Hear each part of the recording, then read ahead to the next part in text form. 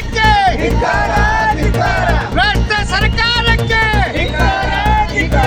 ಏನೇ ಬರಲಿ ಏನೇ ಬರಲಿ ಏನೇ ಬರಲಿ ರೈತರ ಪಂಪ್ ಸೆಟ್ ವಾರ ಕಟ್ ಮಾಡು ಸರ್ಕಾರಕ್ಕೆ ರೈತರ ಪಂಪ್ ಸೆಟ್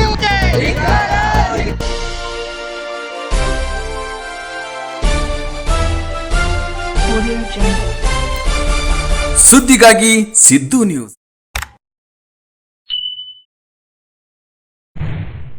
ಹೆಚ್ಚಿನ ವಿಡಿಯೋಗಳಿಗಾಗಿ ನಮ್ಮ ಚಾನಲ್ ಅನ್ನು ಶೇರ್ ಮಾಡಿ, ಹಾಗೆ ಸಬ್ಸ್ಕ್ರೈಬ್ ಮಾಡಿ.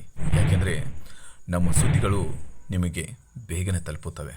ಸುದ್ದಿಗಾಗಿ ಸಿದ್ದು ನ್ಯೂಸ್ಗೆ ಸ್ವಾಗತ. ನಾನು ಮುನೀರ್ ಅವಟಗೇರಿ. ರೈತರ ಪಂಪ್ ಸೆಟ್ಗಳಿಗೆ ತೊಂದರೆ ಕೊಟ್ಟರೆ ಪ್ರತಿಭಟನೆಯ ಎಚ್ಚರಿಕೆ. ಮುದ್ದೇಬಿಹಾಳ ತಾಲೂಕಿನ ಕೃಷ್ಣಾ ನದಿ ತೀರ ಸೇರಿದಂತೆ ಎಲ್ಲೆಡೆ ಇರುವ ರೈತರ ಕೃಷಿ ಪಂಪ್ ಸೆಟ್ಟುಗಳಿಗೆ ಶುಲ್ಕ ವಸೂಲಿ ನೆಪದಲ್ಲಿ ಹೆಸ್ಕಾಂ ಅಧಿಕಾರಿಗಳು ತೊಂದರೆ ಕೊಡುವುದನ್ನು ಮುಂದುವರಿಸಿದರೆ ಪ್ರತಿಭಟನೆ ನಡೆಸಬೇಕಾಗುತ್ತದೆ ಎಂದು ರೈತ ಸಂಘಟನೆಗಳ ಮುಖಂಡರು ರೈತರು ಹೆಸ್ಕಾಂ ಅಧಿಕಾರಿಗಳಿಗೆ ಎಚ್ಚರಿಸಿದ್ದಾರೆ. ಬುಧವಾರ ಬಸವೇಶ್ವರ ವೃತ್ತದಿಂದ ಹೆಸ್ಕಾಂ ಕಚೇರಿಗೆ ಪ್ರತಿಭಟನೆ ರ್ಯಾಲಿ ನಡೆಸಿ ಹೆಸ್ಕಾಂ ಎಇಗೆ ಮನವಿ ಸಲ್ಲಿಸಿದ ರೈತ ಮುಖಂಡರು ರೈತರ ಜಮೀನುಗಳಲ್ಲಿರುವ ಪಂಪ್ ಸೆಟ್ಗಳ ವಿದ್ಯುತ್ ಸರಬರಾಜನ್ನು ನಿಲ್ಲಿಸುತ್ತಿರುವ ಕ್ರಮವನ್ನು ಕೂಡಲೇ ಕೈಬಿಡಬೇಕು ಎಂದು ಆಗ್ರಹಿಸಿದರು.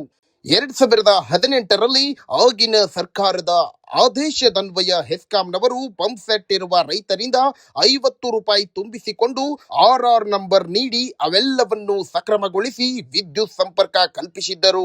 ಆದರೆ 6 ವರ್ಷಗಳ ನಂತರ ಈಗ ಹೆಸ್ಕಾಂನವರು RR ನಂಬರ್ ಇರುವ ಪಂಪ್ ಸೆಟ್ಗೆ 18,000 ರೂಪಾಯಿ, RR ನಂಬರ್ ಇಲ್ಲದಿರುವ ಪಂಪ್ ಸೆಟ್ಟುಗಳಿಗೆ 36,000 ರೂಪಾಯಿ ಹಣವನ್ನು ಡಿಪಾಸಿಟ್ ಹೆಸರಿನಲ್ಲಿ ತುಂಬುವಂತೆ ಸೂಚಿಸಿ ನೋಟಿಸ್ ನೀಡಿರುವುದು ರೈತರ ಮೇಲೆ ಗದಪ್ರಹಾರ ಮಾಡಿದಂತಾಗಿದೆ ಎಂದು ಮನವಿಯಲ್ಲಿ ತಿಳಿಸಲಾಗಿದೆ.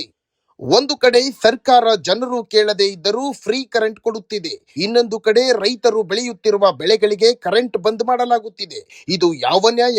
ಇದಕ್ಕೆ ನಮ್ಮ ಧಿಕ್ಕಾರವಿದೆ. ಆದ್ದರಿಂದ ಕೂಡಲೇ ರೈತರ ಪಂಪ್ ಸೆಟ್ಗಳಿಗೆ ವಿದ್ಯುತ್ ಸರಬರಾಜನ್ನು ನಿಲ್ಲಿಸುತ್ತಿರುವ ಕ್ರಮವನ್ನು ಬಂದ್ ಮಾಡಬೇಕು. 2018ರಲ್ಲಿ ಇರುವ ಆದೇಶವನ್ನೇ ಮುಂದುವರಿಸಬೇಕು. ಇಲ್ಲದಿದ್ದರೆ ತಮ್ಮ ಕಚೇರಿಗಳ ಮುಂದೆ ಉಗ್ರ ಹೋರಾಟ ಮಾಡಲಾಗುವುದು ಎಂದು ಮನವಿಯಲ್ಲಿ ತಿಳಿಸಲಾಗಿದೆ. ಇವತ್ತಿನ ಉದ್ದೇಶ ಏನಪ್ಪಾ ಅಂತಂದ್ರ, ಇವತ್ತು ರಾಜ್ಯ ಸರ್ಕಾರ ಇವತ್ತು ಫ್ರೀಯಾಗಿ ಎಲ್ಲರಿಗೆ ಎಲೆಕ್ಟ್ರಿಸಿಟಿಯನ್ನು ಕೊಡ್ತಾ ಇದೆ. ಫ್ರೀಯಾಗಿ ಎಲ್ಲರಿಗೆ ಏನಪ್ಪಾ ಅಂತಂದ್ರೆ ಬಸ್ಸಿನಲ್ಲಿ ಅಡ್ಡಾಡಕ್ಕೆ ಏನೋ ಫ್ರೀ ಕೊಟ್ಟಿದೆ.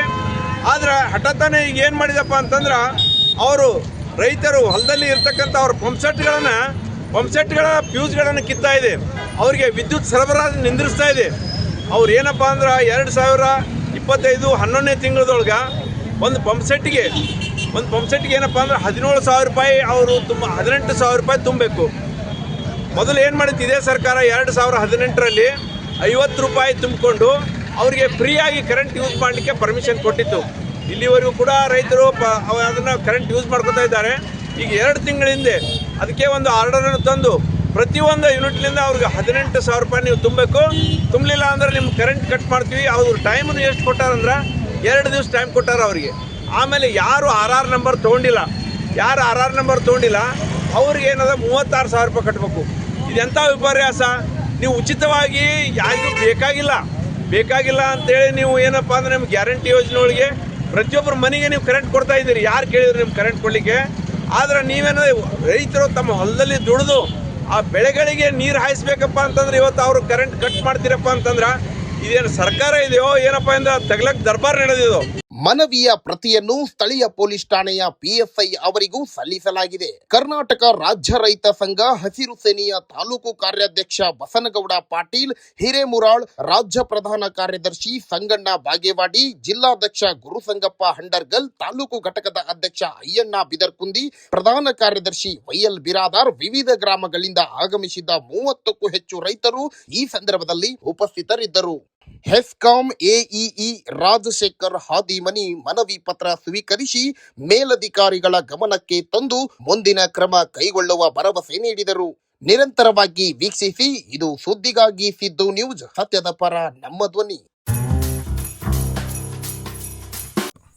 ಜಾಹೀರಾತುಗಳಿಗಾಗಿ ಸಂಪರ್ಕಿಸಿ.